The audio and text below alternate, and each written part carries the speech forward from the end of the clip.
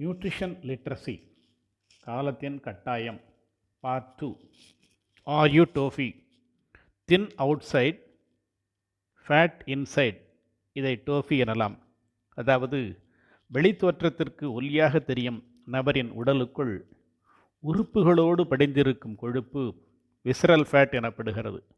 குறிப்பாக கல்லீரல், கணையம் மற்றும் குடல் பகுதிகளில் படிந்திருக்கும் கொழுப்பு இன்ஃப்ளமேட்டரி சைட்டோகைன்ஸ் எனும் மூலக்கூறுகளை உருவாக்குகிறது.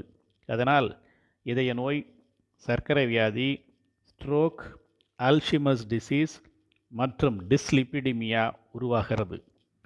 Interleukin 1, interleukin 6, interleukin 12 and interleukin 18, tumour necrosis factor alpha, interferon gamma and granulocyte macrophages colony stimulating factor ஆகியவை இன்ஃப்ளமேட்டரி சைட்டோகைன்ஸ் எனப்படுகின்றன. முழு உடல் ஸ்கேன் மூலமாக டோஃபி கண்டறியலாம்.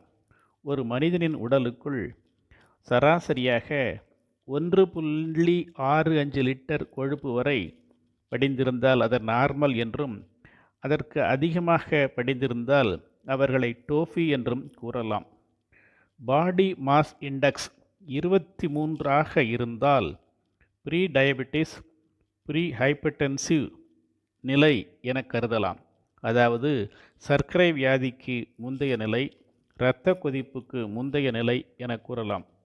23க்கு மிகுதியாக இருக்கும்போது அதனை அதிக எடை என்றும், 30க்கு அதிகமாக இருந்தால் அதனை உடல் பருமன், குண்டு என்றும் சொல்லலாம்.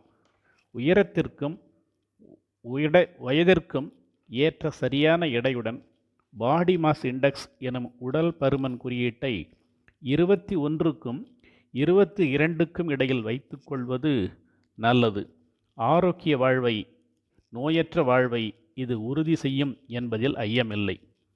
உடலின் விலையாக $10 மில்லியன், அதாவது 82 கோடி என ஒருவர் கணித்துள்ளார்.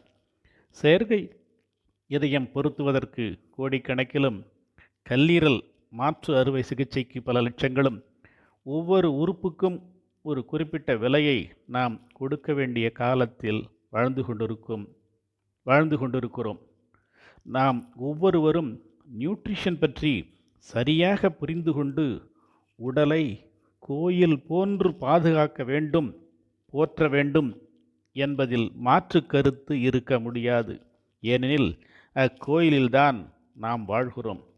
Treat your body as the temple because that is the only place where you can live என பதிவு செய்கிறேன்.